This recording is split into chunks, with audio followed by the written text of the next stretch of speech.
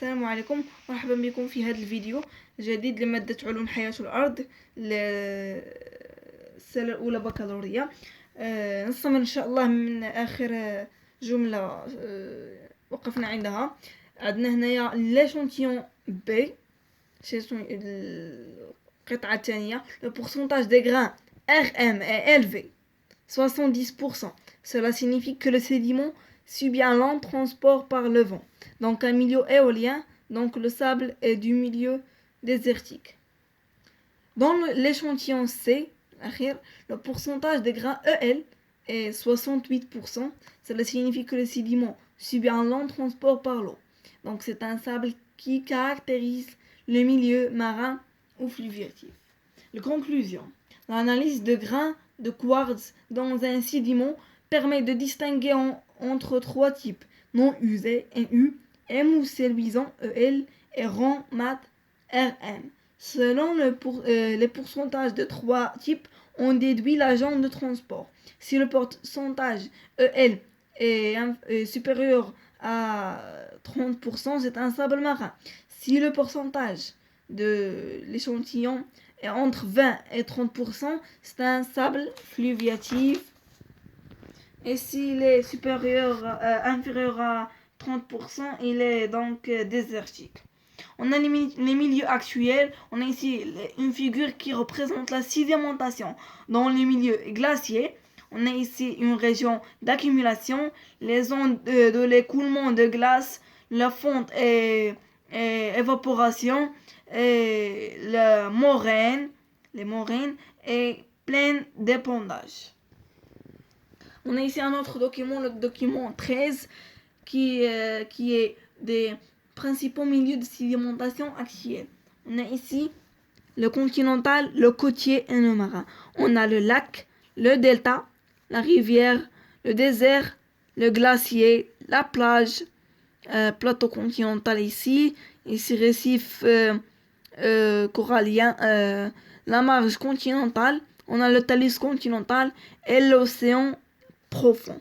C'était des principaux milieux de sédimentation dans cette figure. Dans la figure 2, on a ici organisation générale d'un cône de déjection torrentielle.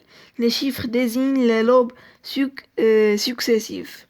On a ici les matériaux de toute taille transportés par un torrent peuvent être momentanément déposés dans le lit, mais ils sont repris à diminuer, c'est-à-dire lorsque le cours d'eau arrive dans une plaine, il forme un éventail lobé, le cône de déjection torrentielle. On a ici le cône proximal, le cône moyen, le cône distal, le sens des courants bien sûr vers ici, et ici on a le domaine mixte, le lit et le lac. C'était la figure 3, c'est une coupe longitudinale simplifiée dans un cône de déjection. Coulées boueuses, les galets, les sables et graviers, limon. On a ici la figure 4, les terrasses fluviatives. A, le terrasse étagée.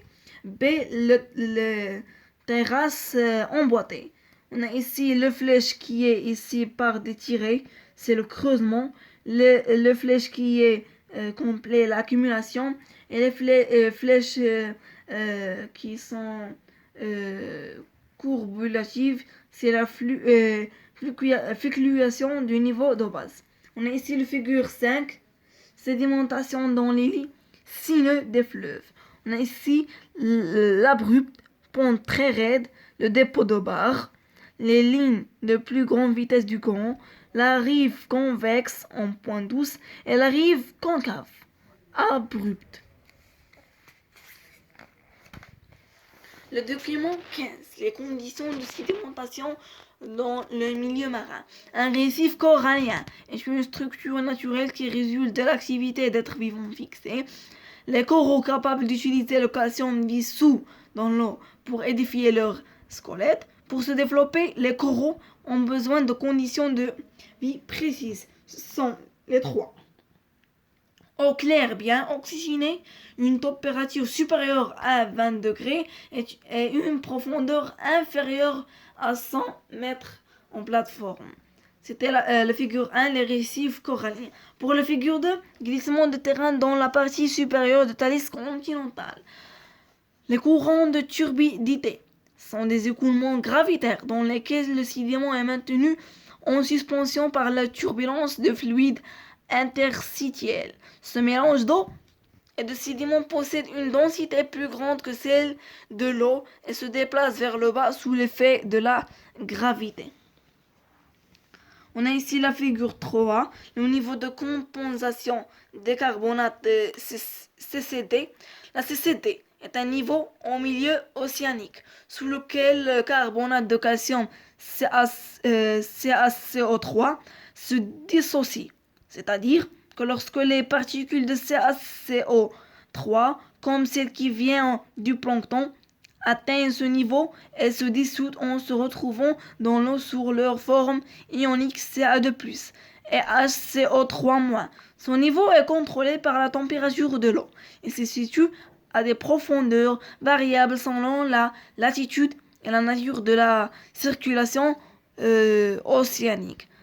Sédiment MO plus ClO2 plus argile plus poussière atmosphérique.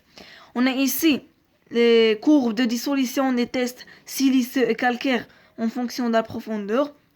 Dissolution croissante par le pourcentage en fonction de la profondeur en kilomètres. Ça, c'est les tests calcaires et ça, c'est les tests siliceux. Le CCD exerce donc une influence sur la composition des sédiments de fond océanique.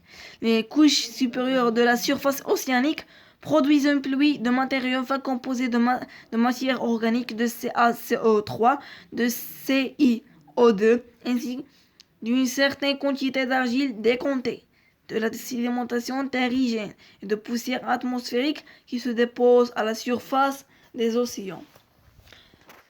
Les milieux sédimentaires intermédiaires. Elle est située aux limites de domaine marin et de domaine continental. Elle présente des caractères mixtes. Ils sont soumises aux processus continentaux et aux processus marins. On a le document 16, répartition des principaux types de sédimentation marin. On a ici la profondeur, 4050 mètres, 11 000 mètres, etc. Les bouts calcaires, après les calcaires récifaux, reliefs continentaux, sable, calcaire, argile et marne, coulées, avalanches sous-marins, prédominance des bouts à micro-organismes calcaires, disparition des bouts calcaires par dissolution, les bouts siliceux radiolaires, argile rouge des grands fonds, etc. On a ici la zone littorale. En plus de la côte s'ajoute la plateforme immergée dont la profondeur ne dépasse pas 200 mètres. Il trouve les dépôts amenés par les fleuves, le vent, mais aussi des sédiments biochimiques et biologiques, ainsi que des constructions d'organismes. Les dépôts détritiques de plateformes sont classés, répartis et étalés par les marées, les vagues et les courants littoraux et de plateaux. Le plateau continental, c'est une plateforme qui s'incline progressivement vers les fonds marins. Sa largeur atteint 80 km et sa profondeur avoisine 200 mètres. Elle est caractérisée par la dynamique des eaux aux vagues, aux orages et à l'alternance des marées. Le Thalys continental, c'est une formation géologique à pente raide, 5 degrés environ. Elle est caractérisée par des glissements de terrain dans sa partie supérieure, ce qui mobilise une grande masse à la formation du courant. Grand 4, les conditions de sédimentation d'un milieu de sédimentation ancien. Petit 1, répartition des gisements du phosphate au Maroc. Document 17, répartition de gisements de phosphate au Maroc. Le Maroc contient 75 des réserves mondiales en phosphate. Il dispose de plusieurs gisements. Le gisement d'Ouled Abdoun, gisement des Guntur, gisement de Mskala et gisement de Boukra. Figure 1, c'est la répartition géographique des principaux bassins phosphatés marocains. La figure 2, la colonne stratégique typique des formations phosphatées Khouribga. On est ici comment il se constitue le phosphate, l'argile, la marne tendre, niveau siliceuse, grès, gypse, etc. Le bassin de Ouled Abdoun, à Khouribga, c'est le plus important. 9000 km². Bassin de Gantour près de Youssoufia. Bassin de Mskala à l'ouest de Marrakech. Bassin de Oued Daheb au sud de la région de Boukra, sud de l'Ayoun. Au Maroc, le phosphate se trouve à une profondeur de 166 mètres et sous différentes formes. Sable phosphaté, silex phosphaté et calcaire phosphaté. La scierie phosphatée de Oued Abdoun débute de Maastrichtien et des dépôts phosphatés marnaux et se termine au Létutien par une dalle de tercité gastéropode. À partir de l'analyse des données de ce document, on va dégager les caractéristiques des faciès phosphatiques. C'était tout, donc je pense que on a un nouvel leçon, mais pas maintenant, on va la faire inchallah في الحصة او في الفيديو القادم. نتمنى ان الفيديو ما يكونش طويل، يكون خفيف ظريف، وانه ينال الاعجاب ديالكم. بسلام.